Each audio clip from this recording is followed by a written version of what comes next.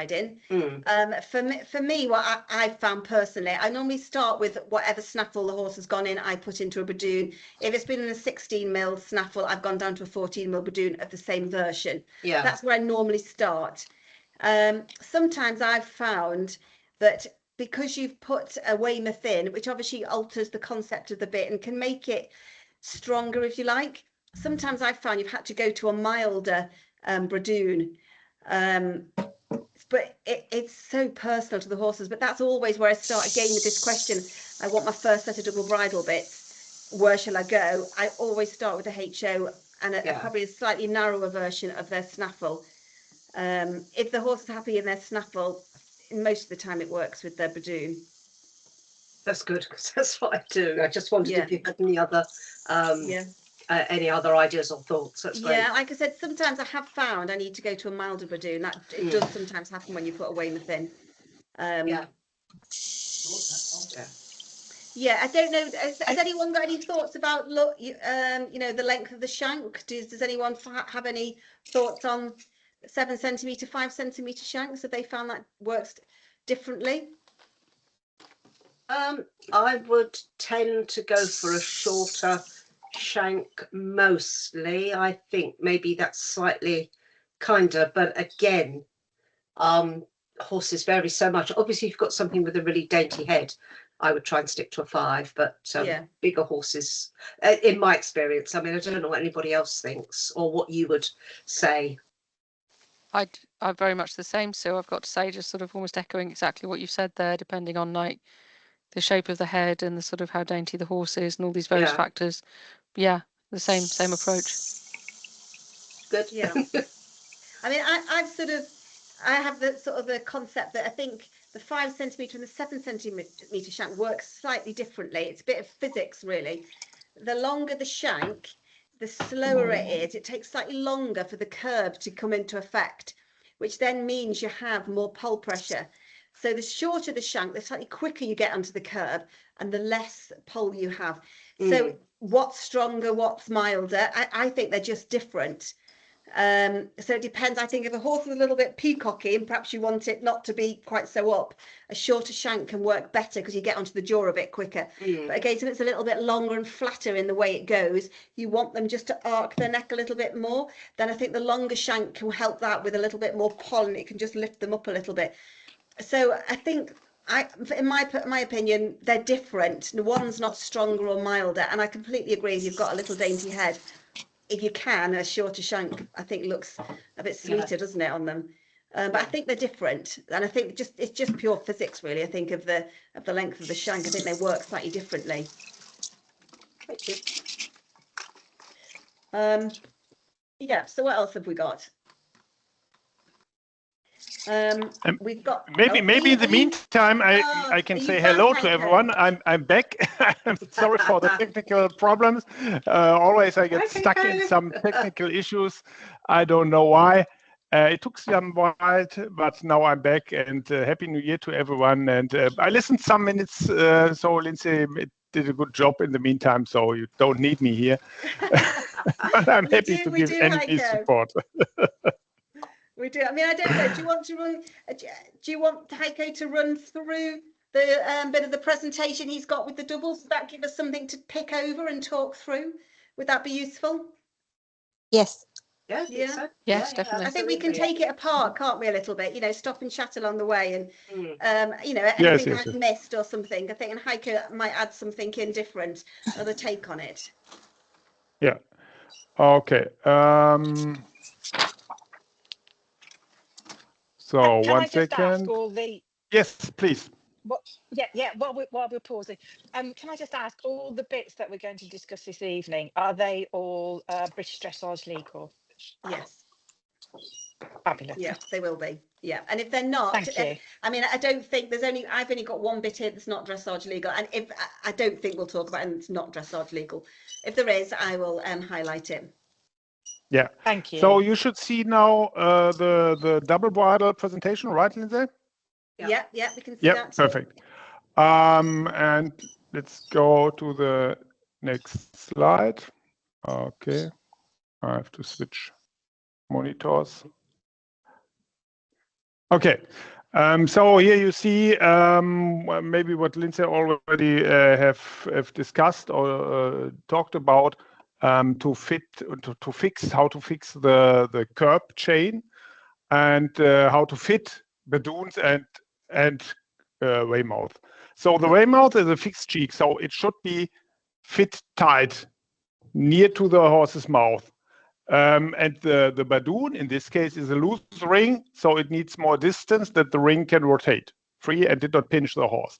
So this is the reason why, in general, the Badoon is one size bigger than the Weymouth. So when you have a 135 millimeter Badoon, you have a 125 millimeter Weymouth. And you have to make sure that at this angle, here you see this 45-degree angle, the curb chain really get tight. Otherwise, and this Lindsay described for the Novo Contact Weymouth, this will rotate further. You get more pressure on the poll, and for the Novo Contact Weymouth, this flat area will rotate furthermore on the tongue. So make sure that the curb chain is not too loose. A lot of people make it too loose and say, okay, then it's milder. But the problem is when this curb chain cannot get tight, you cannot limit the pressure on the poll. So you increase the poll pressure when this is too loose. This is very important.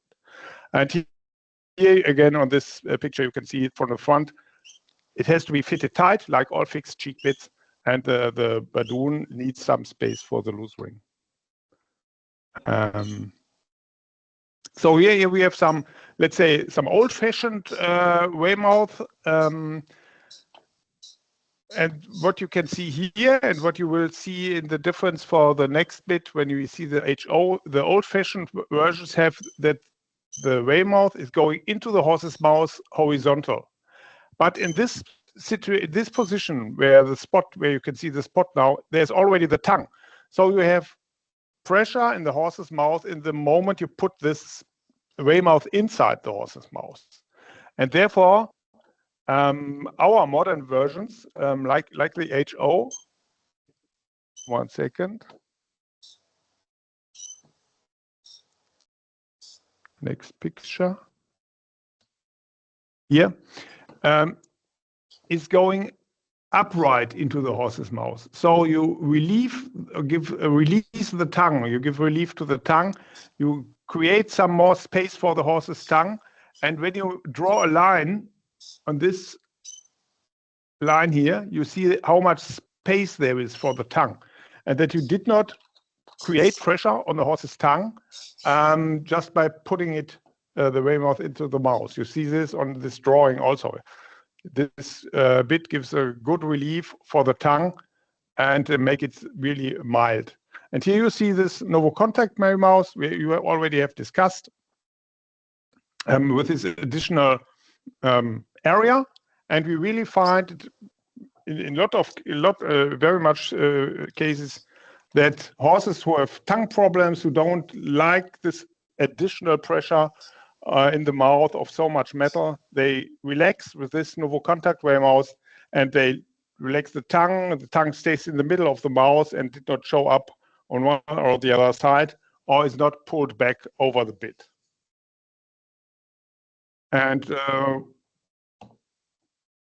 here you see two types, one for let's say thicker tongues, and especially the Bemelmans is really rotated forward, so there's a lot of space for the tongue. I will show you 1 second. I've got one Bemelmans here, and hopefully I can show it. You can see it here when you. Heike, we can't see you very well. Can you make you bigger or not? Yeah, in general, when I'm speaking, I should. Yeah, do you have a Bemelmans there? Yeah, maybe you rotate the hooks in the other way. Yeah.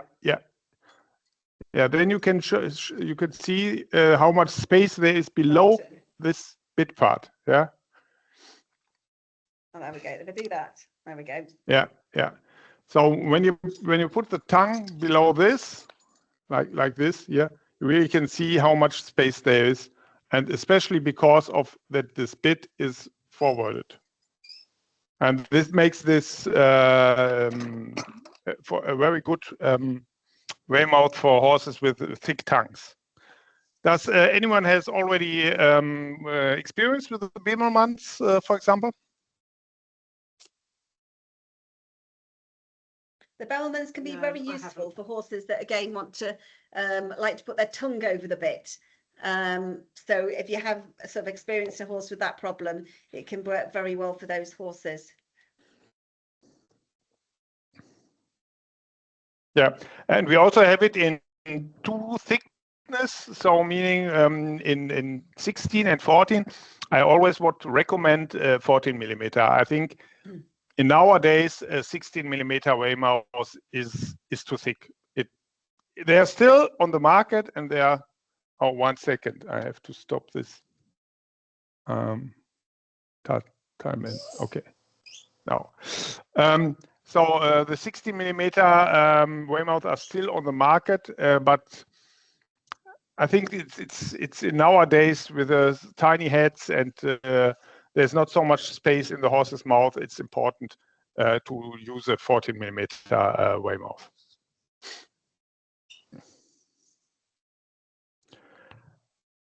So what are your famous Weymouth you use when you go to double bridles? I've used the HO. HO, yeah, it's a classic Weymouth. Let's say 80% of our customer use the HO as a classic one. I think the Novo Contact and the Bemelmans.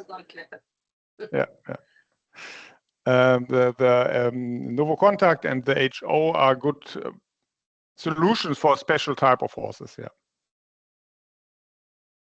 Does the Novo Contact come in 12 and 14 as well? It is in 14.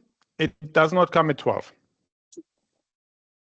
So the issue with the 12 is it's only, but it means only, it's not legal in Germany. So so for the HO, we have a 12 millimeter version as it is our top Weymouth. So for the customer, let's say all associations, despite the German one, are fine with 12 millimeter, but in Germany only 14 millimeter is allowed. 14 and thicker. It's a little bit strange. I don't know, Heike, as well, the other bit I think we should talk around, because I know we have mentioned it, is the new bit, hopefully, that's coming out soon. Your the nave. The nave bit, yeah. Yeah, I think that's an interesting bit. So I can show you one time in so that's how it will look like. So it is a plastic bed with so the shape is like the Bemelmans. So you have this big pot, and it is also rotated a little bit forward. I think you can see it now. Yeah. So also a lot of space for the tongue. You relieve the tongue, and we will have it in different side cheeks, not all from the beginning, but I will show you 1 second. So this is the new catalog, which will become it's Boga, and here we will present this new bit, this new nave bit, and what is really interesting here is that it is a plastic bit, but you have a steel cable complete inside. So there are not so many bits. There are some bits in the market with this shape, but I'm not sure, there are only few which have really a steel cable inside to make it safe. When the horse bites on this bit, it can break, of course, it's from plastic, but it will still stay together and you can handle the horse until you leave and you can change it safely. So this is for security reasons. This is a flexible metal, a steel band inside. So you have a safe bit. And we have different side cheeks, the loose rings, the D ring, and the thickness is, you can see here, it's 15 millimeter.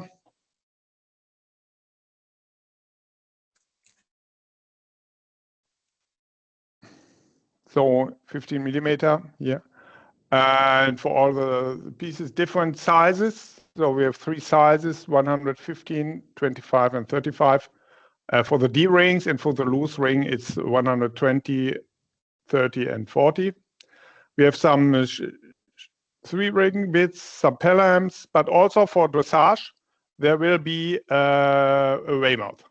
So we have 7 centimeter shanks in this mouthpiece, and I think it's a really interesting mouthpiece for the horses nowadays, and plastic bit becomes more and more interesting and important.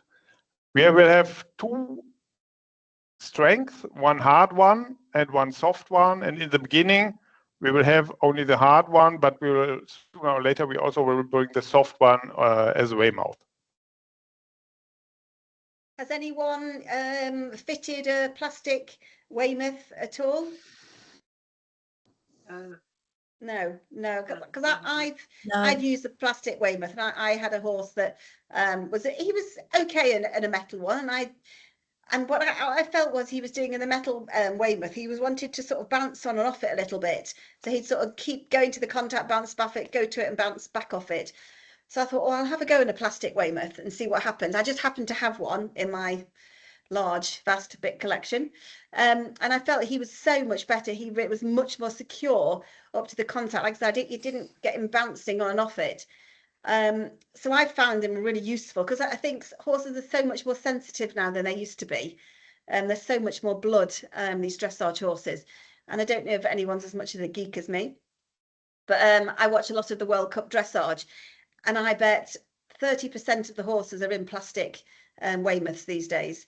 So I think it is going to be a thing that will sort of grow and grow, really. It's not huge, I don't think, at lower levels or in this country, but I think if you watch the World Cup dressage, there's a lot of the horses these days in plastic Weymouths. So I think it's something we should sort of learn a little bit about and be open-minded about, I think. Particularly, I think, with the way the horses are being bred, with more and more blood in them, because a lot of these little dressage horses, that they look like thoroughbreds. They look like they should be, they could gallop down the racetrack. They're so quality, a lot of them. So anyway, I think it's something to think about and to be aware of, really. Would you still stick to their metal bradoon? Yes, yeah, I think. Okay. So. Well, you can't use a mullen mat. I shouldn't. Sorry, yeah, it has to be jointed. Yeah, but that's what I've found, because I think the horse I used it on was he was actually in a KK Ultra bradoon, but it made a massive difference putting him in the plastic Weymouth. So yeah, I think you stick to the metal bradoon. That's absolutely fine.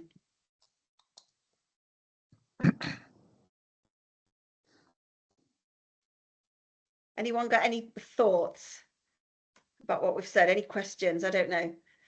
How many of you get asked about double bridles? How regular a question is it? Not many. For me, down in the West Country, not many.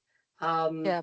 But when I do, it's nice to have information that I can give, instead of just saying, well, this is my one. I said, well, there is this, there's that. Do you know? So yes, yeah, not many, but the ones that I do see are very focused on what they're using. Yes. And they want things to be right, obviously. Yeah, and are they? Do you get a lot for the showing, or do you think a lot of it is dressage? No, I do very few showing. Very few showing. See, I've done more. For me, it's more the showing. Is it? And it's very, again, like Sue. I'm mid Wales, so it's not something I come across on a regular basis. And I think mainly it's been it's been mainly showing. So in that case, the overall look is very very important, as well as the way of going. So much as I'm listening to the the plastic Weymouths and thinking this sounds fantastic, I can I can imagine some of those people will be saying, yes, but we can't possibly do that. Yes, which, I was which just wondering. That's why I asked the question about frustrates. showing. They're just a That's nightmare. exactly why I asked the I question. 'Cause I know. did wonder if the concept of a plastic bag for showing would be, they'd be horrified. Oh, But, I don't. I've you know, we've had some beautiful setups where things fit and the horse is happy and it's been a tricky horse, and then we can't possibly do that because it doesn't look the part, which does drive me mad. But yeah, I think the plastic ones look fantastic, but I can see showing clients might have an issue. yeah, that's why I asked the question really, to see if you thought it would be a problem in the showing world. I always keep hoping if their horse goes better with it, yes, they'll get over it. one of these days someone's going to go, do you know what, we're going to give it a go. Yeah, because I remember years ago when we first started, I know I'm slightly going off tangent here, we started with UVEX and it was, oh my God, everyone had to have a very, very traditional hat on. But now I think that's slowly being more accepted, isn't it? Yeah. That, you know, and it's the same with the zip up boots, isn't it? You know, the leather riding boots, human boots. I think they were a big no-no, you know, 30 years ago in showing, but now people, I think it's just a bit of a slow change, I think, isn't it, in the showing world? They're a little bit slow to change. Nothing in the horse world is quick. It's absolutely appropriate. Very slow. I do wonder if the plastic was a dark colour, if the showing world might be happier to consider it a bit more. It's because it's white. Yeah, stands out.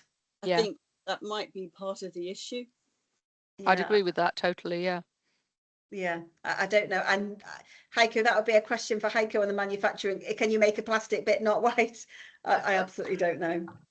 I don't know. Can you hear me? I just have some problems. Yeah. Audio is okay. So I can see. So in general, we can do any color, but not metal. So we can do it blue or green or brown. That's Red would be worse because of blood. Brown would be okay, I think, because it would blend in, wouldn't it, if it was brown? I think it would sort of be hidden a little bit more. Yeah, brown, black or grey. Yeah. Yeah, we can think about this. But we will start with white. But in general, so it's much easier to change the color for plastic, because you can do plastic in any color. But it's difficult to make let's say a metal shape or a metal color. That's not possible. You can make a gray one, for example. Yeah, I think that'd be close enough, because from the distance it wouldn't stand out. Yeah. Well, maybe next year. Yeah. I keep asking Heiko if they can make the duo mouthpiece into a, the standard duo mouthpiece into a Weymouth, but he doesn't seem very keen on the idea. No. No, there we go. No. I keep trying. We will have now this new bit as a Weymouth in two hardnesses, one hard one and one soft one, and I think this is a really good solution for the horses. Yeah. Anyone else think about doubles or Weymouths, or do you want to talk about another topic? Heiko, I'm very fond of the Satinox range. So can you compare the Satinox Weymouth to, for example, the HO? Yeah. So the shape of the Satinox Weymouth is nearly identical to the HO. Maybe the Satinox Weymouth is also a 14. Maybe it's a little bit thinner than the HO, but the shape is identical. As I showed before, it's going upwards into a horse's mouth, and you have a very nice space for the tongue. So shape-wise, it's nearly identical to the HO. You have the different material, of course. It's stainless steel, while the HO is Sensogan, and Sensogan gives this sweet taste. So the horses starts salivate much easier, and meaning they will relax better. But on the other hand, you have this structured surface. Some horses like this also. Yeah, so I think the Satinox Weymouth is a good one, especially for beginners because of the price point. But it did not have all the features of the HO, especially from the material. Thank you. And are there any other waymites that, I know there's just quite a few more in the catalogue, any more that you would are more frequently used or sold? No, to be honest, when we have talk about HO, Bemelmans and Novo Contact, we talk about 80 to 90% of all our Weymouth. Maybe the DS, so with the one with the bigger tongue port, is the next one, and all others are really, really rare that are sold, not often. I think, like Heiko said at the beginning when he showed us sort of the old-fashioned Weymouths, I think that really is sort of old school now. So I think, you know, we know so much more about bitting and you know what's going on in the horse's mouth that it's moved on quite a lot. So yeah, we see. I think, as Sue said, the HO is just such a good bit. It just works on so many horses. There's very few horses I think that I've bitted with Weymouths that's not worked on. I mean, single figures or one hand, I think that's not worked on. So I think that's such a huge success, the Novo Contact.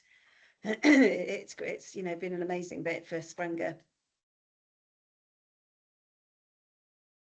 Yeah. I would like to show you the news blood we get to Spoga, but my monitor gets stuck. I can only tell you. So I think we discussed in our first meeting in October that you asked for Zatinox 12mm Eckbutt bits also as a Badoon, and we will bring this for Spoga. So you see, we have been fast this time. Your discussion leads to new products in our range. Very good. And yeah, and we also did a 12mm Max Control was Eckbutt, which I also recall was a request from your group. So sometimes it's quite easy to follow some such demands. In other, it's more complicated, but this time we have been very fast and could do it within some months. And we'll show these new items in Spoga, so which is in beginning of February. So I think during February, March, Simon and Lindsay can present them to you, and you have more options to fit the horses of your customers. Very good. Very good.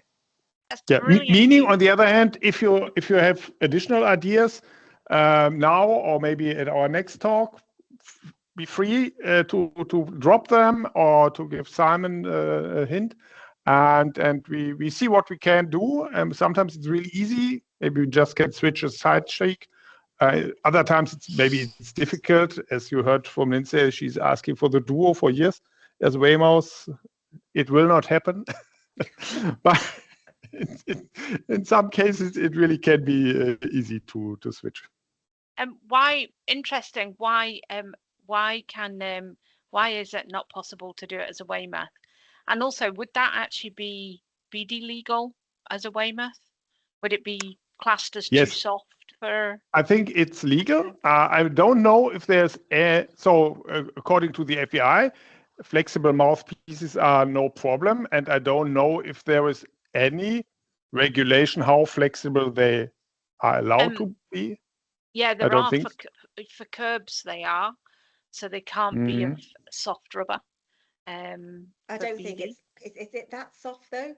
Don't know because I don't have them. I don't have them in my toolkit. No, they're not that soft. The Duo is not so soft. They are for a plastic bit. They are stronger or harder than, for example, a Nath standard Mullen. So I think this will be okay. The issue with the Duo is, on the one hand, that we need a technical solution to fix the cheeks in the bit. So they are not designed for this type of cheeks. And additionally, we now have this new Nath Weymouth, which is much more modern. And I don't know if it's necessary to have another one. So yeah. So I think I don't know, Lindsay, did you get a special one, a dual Weymouth? I think so. I think we can do them, but I don't think it makes sense to put them into the range. So can you make it as a special? Can you? I guess we can. So that would be, because I was looking through the catalogue. So is that the duo? Is it the Nath cheek or the duo cheek? Nath cheek on a duo mouthpiece, was it? On, I can't remember which way around. No, I think both ways would work. So we can place I think we can even place our traditional Weymouth side cheeks at the duo, but at least we can do the new one from the Nath to the duo. I think it will work. Maybe they are not completely fixed, so they will rotate, but this isn't legal according to the FAI. So rotating cheeks is legal, so that is not the problem. Okay. Okay.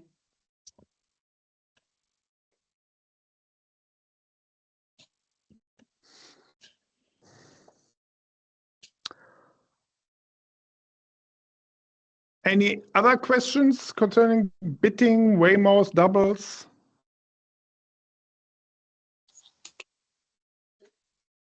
Would it be possible to make a thinner version or a lighter version of the Novo Contact? So I like the idea that it spreads the pressure across the tongue, but they're quite heavy. The bits or the Weymouth? Yeah, the bits. The bits. So the Novo Contact bits are available in, I don't know which you have in mind. So originally they have been 16 millimeter, and this is really, really heavy. So we stopped now the 16 millimeter and switched to 14 millimeter. But as loose rings, there are also 12 millimeter available. So it's quite a range on possibilities.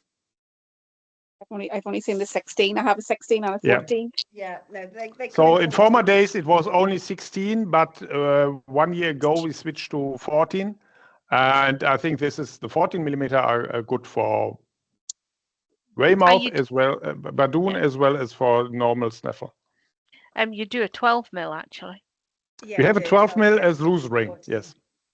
Because I've ordered a few of them and they're going down really well actually. Really well. Yeah. That the double. Double joint. Personally, I don't like the 12 millimeter so much because they don't have this special shape in the way the 14 millimeter has. Because they are so small, we don't have this special shape, which is typical for the Novo Contact, but they're working. And so I like the 14 millimeter better, but depending on the horse and the conditions you found.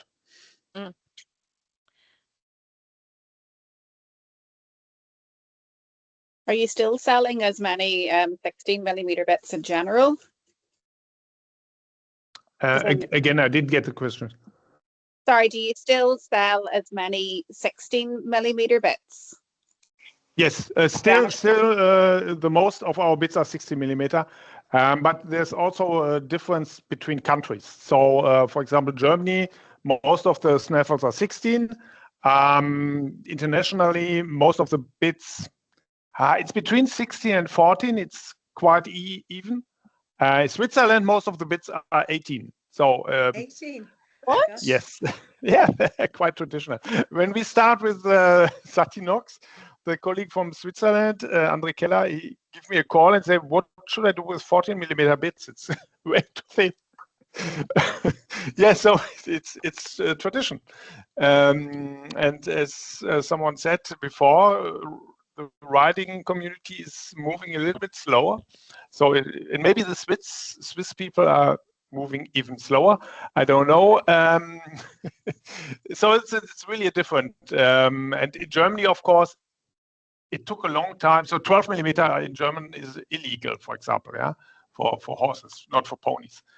So that's the reason why in Germany the bits are thicker than internationally, compared to the US or the UK. There are more 14mm bits.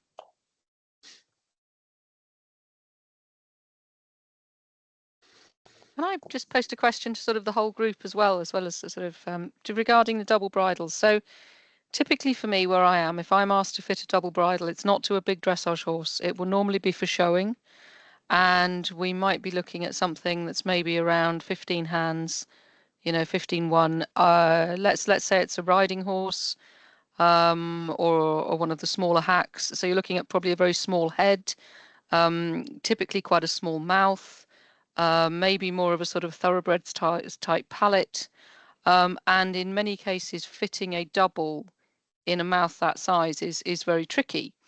And I'm always sort of trying to get people's views of, what, faced with a horse that you would look at and think, oh, that's going to be tight.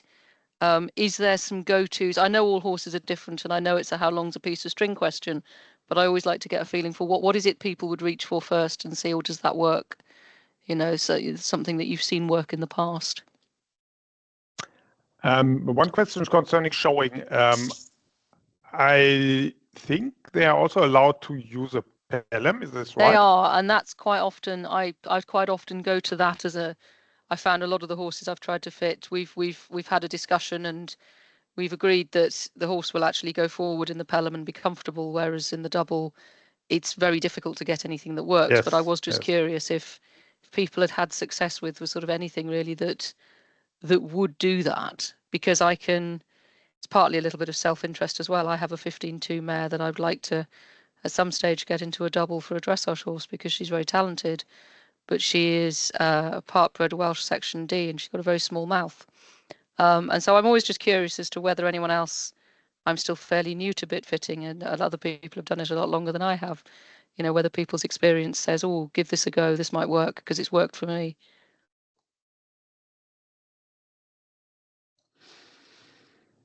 That's any ideas? Well, I actually do have, for my own horse, he is a Welsh cob, and I do hoist classes with him. And I don't know if you're familiar with showing Welsh cobs, but my classes, there's normally 30 to 40 horses in the class, and I normally have to gallop with everybody. Yes. So that's exciting. It is one word for it. But he's also at advanced level dressage as well. So he has a dressage saddle and a double bridle for dressage. Okay. And then he knows not to do any piaffe in the ring. And because he's very good at piaffe, so he will give it me all the time. So for showing, I put him in a pelham and a working hunter saddle. Yeah. And then for schooling, he goes in a snaffle, or he will actually go bitless as well. Okay. So he does every job, but he does go in his double bridle. He's actually got quite a big mouth anyway. Okay. He doesn't have a little mouth, but he goes in a 10mm Bridoon and a 12mm Weymouth. Sorry, it's not Sprenger. I do apologise, but my other horse will only go in a Sprenger. So okay, interesting. And then his pelham is actually the snaffle in a pelham version, and that is actually a Noy Choulet. That's pelham, often what we do. But I've made it. It's a custom made one because the Noy Choulet pelhams are not at the correct angle, so I've had one made. So he does go pelham for showing, double bridle for dressage. But as I say, I do go quite small bits. He has canine teeth as well. Even though he's got a big mouth, he doesn't have that much space. You've not got a lot of room at all, have you then? No, it's not masses of room, but that combination works well. So I fit quite a lot of double bridles for clients, and I do quite a lot of dressage horses in the area. And most people, when I go and do a double bridle fitting, when I say to them, what bits are you using? They normally say to me, even quite educated riders say to me, oh, well, this is just a double bridle I used on my other horse. So I'm normally taking them out of really unsuitable bits. And then fitting them with much smaller, slimmer Bridoons and Weymouth. I actually really like the Saturn Ox curb. That's the one that I'm thinking for her, to be honest. I've looked at them a lot and thought that looks really nice. It's a nice shape. Yeah. Absolutely. There is another brand that does quite a variety in different shapes and sizes of ports. Yeah. And I do use them. Yeah. And they do titanium as well. Yes, I think yes. Yeah, it's just an interesting thing really, because it's not a question I get a lot, but I've got a little bit of self-interest in it, and I'm really considering the Novo Contact for her at the minute, and I quite like to experiment with my own. They have quite a bit of fun with this. I don't know. And there's with the Nova Contact double jointed Bradoon, what pairs well with that as a curb? Yeah, there's no rule. So it's not a rule that you need a Nova Contact Weymouth when you use a Nova Contact snaffle or Bradoon.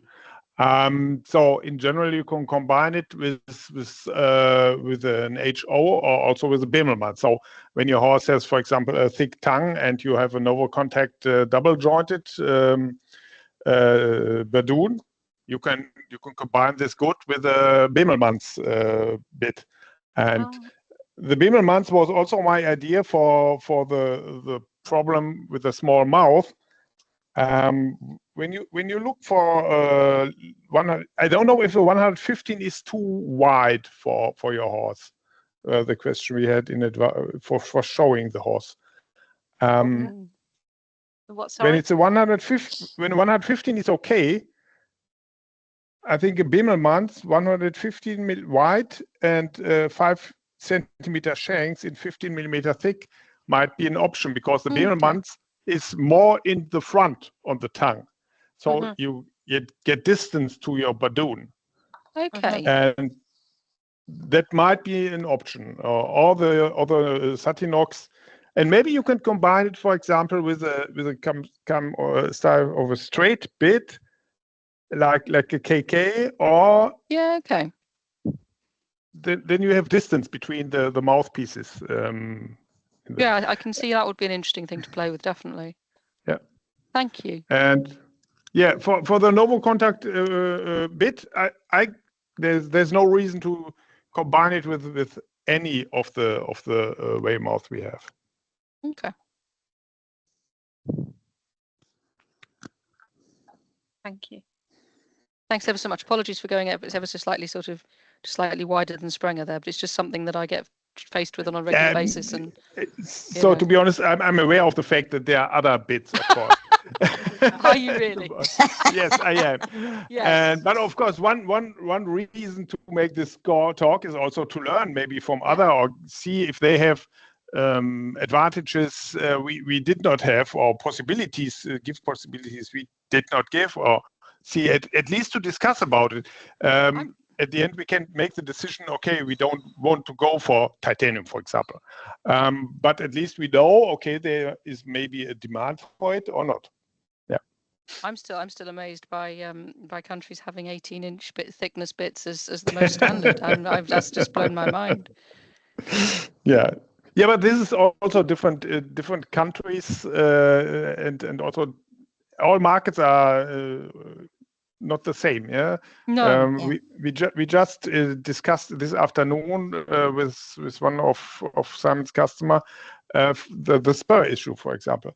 I don't know. UK is a country where we sell the fewest of spurs compared to the number of bits. Yeah, when you look for the Netherlands, they sell the double numbers of spurs, and I always ask myself why.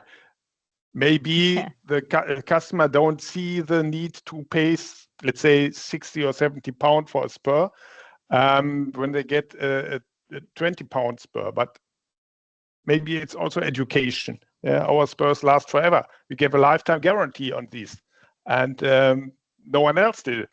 But this is interesting, because this is different in different regions of the world. I wonder whether it's a different sort of spread of disciplines. I was interested back to your sort of horses and bit thicknesses. Do you think there's a, you know, do you think there's an element of that is the predominant breed in a particular country?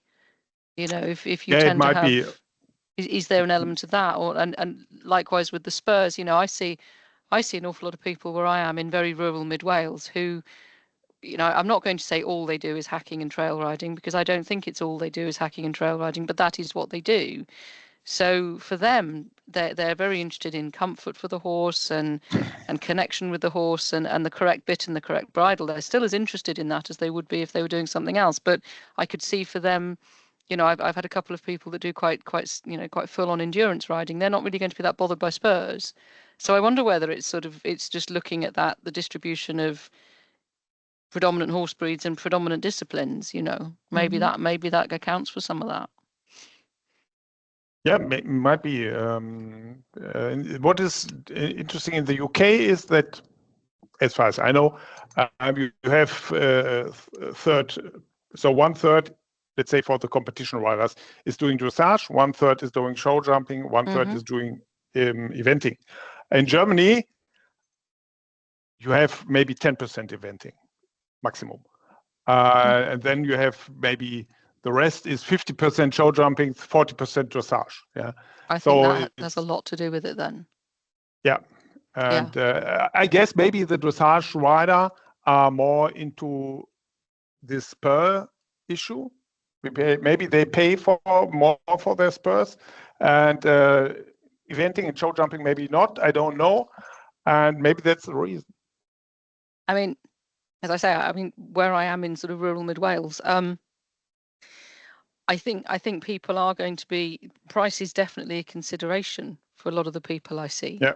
You know, it would be completely their view on what is something that is not that they would be prepared to pay, but something that they can pay. Yeah. Is going to be very different, say, to someone who perhaps is more focused on their competing and more you know, and has much more of a competition setup. So that's definitely a factor for me. So, but maybe for your happy hackers and for the people who really care about horse welfare, I don't know, have you tried our fair rider spurs? No, and that's definitely, I've had a look at them and I think they look really interesting. Again, it would just depend if people need it. Let us ask Lindsay. She's a big fan of it, or she became a big fan, huh? Yeah, Heiko gave us some freebies in the summer. We did a Sprenger seminar and he gave us some freebies. So I had 2 younger horses that were sort of being, it's a little bit unusual, I suppose. I don't want to say tricky because I don't think that's quite a fair word.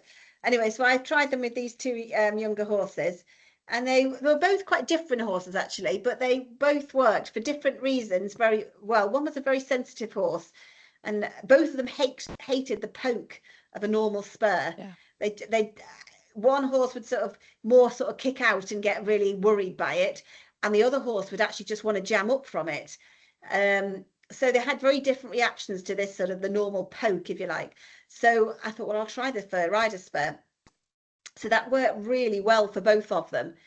Interestingly, the one that was quite sensitive, more sensitive to the spur, has stayed in the fur rider, but the one that didn't like the poke and would sort of jam up to it, just didn't like it, has actually now progressed to a normal spur. So and that's now fine with the normal spur. So it's quite interesting. It's worked for 2 quite different horses, but that's similar sort of things. Yeah, they've worked really well. And like I said, the one that was used to jam up now is fine in a normal spur, and he's really good in it. Yeah. So they've worked really well for 2 quite different reasons, actually. Just remind that those are BD legal as well, aren't they? No, they're not BD. No. They're BE legal, is that correct? And BS yeah, the legal? One and not the other, aren't they? Yeah, they're not BD Which legal. Deeply frustrates me, I've got to say. Yes. Yeah. Because I think that's I remember when that's what I remember when I looked at them, because I looked at them and thought, oh, you know, those, I really like a lot of the look of those and the style of those, and I can really see, you know, for me, I can see how they would work in the way I'd like spurs to work. Yeah. You know, just as a real refinement of the back of your foot, rather than, as a lot of people seem to use them for impulsion. But yeah, I was very disappointed to see that that British dressage haven't decided that they're legal yet. But interesting that they are for other things. And yes, definitely, there are actually some I'd quite like to have a look at myself at some stage. Yeah, they're definitely worth a try. Definitely, okay. quite an interesting thing. So yeah, what I can offer you is so in former days we also had blue versions, but unfortunately they don't sell so good. So we have some left. Anyone who gives Simon or Lindsay an email and say, I would like to try one, we will forward you one pair for free. They will have some blue pieces, so either a blue metal part or a blue neck, but they function like normal. And for testing, I will give them for you for free. That sounds perfect. Yeah. What about if I'm in it? What about in Australia? Same situation. In Australia, they are very famous. I don't know if you know our representative Dale from yes, Shabalo. I do know Dale. I and he says he's selling from 10 pairs he's selling on shows at least 7 pairs of fair riders. I don't believe him, but he's really a fan of it. He says it's going so well in Australia, unbelievable. Yeah, it's the same. Equestrian Australia for dressage, they're illegal still, unfortunately, but I do have a pair. But you can try. So I've talked to the FEI and I said to the FEI, okay, why are they legal in show jumping? Why are they legal in eventing, but not in dressage? They say to me, okay, riders on this high level of FEI competing, they can handle their legs. They don't need fair rider spurs. And I say, okay, but you have to think to all the association which follow your guiding and which follow your rules. And they are a lot of amateurs and they need this. Yeah, they are free to make their own rules. So it's up to the British Association to say they are legal or they are not legal. They can do this. They are not forced to follow the FEI. And maybe we should all do some pressure on them to say, okay, look at the amateur riders. They need this kind of spurs. Yeah, I absolutely agree, especially at a time when, you know, not trying to derail this evening's conversation at all, you know, at a time when horse sport and horse welfare and the optics of competition are in the level of scrutiny that they are, the design of these spurs seem to me to fit, you know, to really fit nicely with, a lot more of a sort of an ethical approach that, you know, I think people would appreciate. Yeah.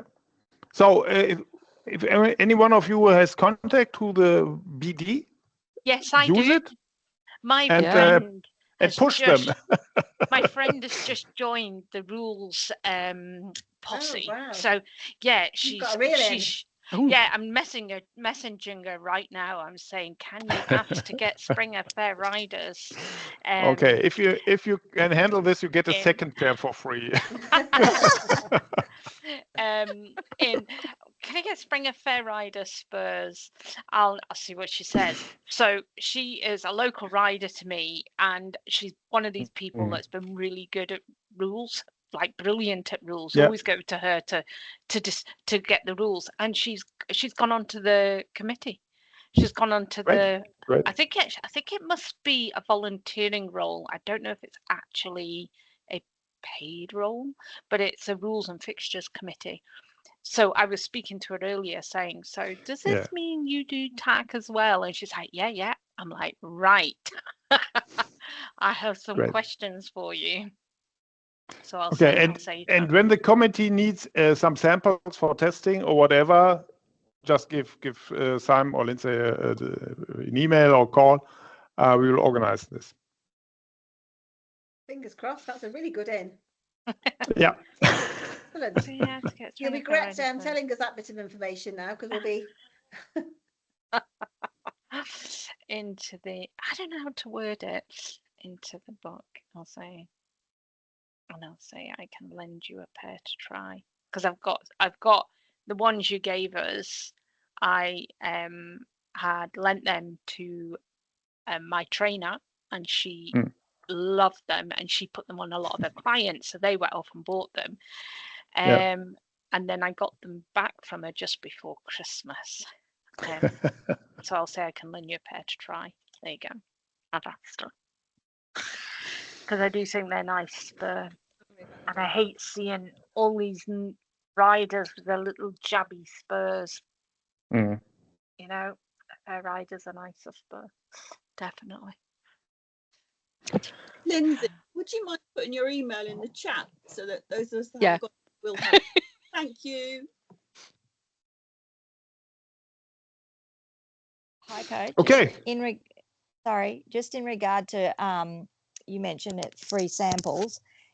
If I wanted them in Australia, because obviously postage would be a bigger thing to there, would it be possible to get anything sent to Dale and then I organise to get it from him, just for future reference? Yes, we can do this. You get the email from Lindsay now in the chat. So Lindsay, you can forward me the email, and I will contact Dale, and we will manage it somehow that you get your sample for free. So when did the dog was barking there? I missed all of that. So what you want me to? Sorry, had an Amazon driver at the door. Sorry. So just repeat that. What you want me to do? Could we have your email address in the chat, please? Oh, email address in the chat. Okay. Yeah. Thank you. That's fine. Yes, and we have one participation here from Australia. She will email you, and you forward it to me, and I will forward it to Dale, and he will organize that she gets also a pair of Fair Rider for free for testing and, of course, recommendation, and then selling. Yes, of course. Sorry. No problem. I like the idea that we are a worldwide network here. That's great. Yeah. I feel a bit isolated on the island. So what's time on your side? It's just gone past 7 a.m. Oh, okay. You wake up early. Yeah, I got up early. What side of where are you in Australia? On the east coast, so the most populated side. So New South Wales. Yeah. Great. Okay. Are there any additional questions, bits, spurs? We also produce stirrups, but maybe we can discuss them on another occasion. When did you say the egg butt, the 12 mil egg butt bit was available? The So we will present them at SPOGA. I'm not sure if we have got them on stock already, but they will come, let's say, during spring 26. And how much are they? Oh, I don't know. The same price as the 14 millimeter. Okay. Yeah. So I can budget.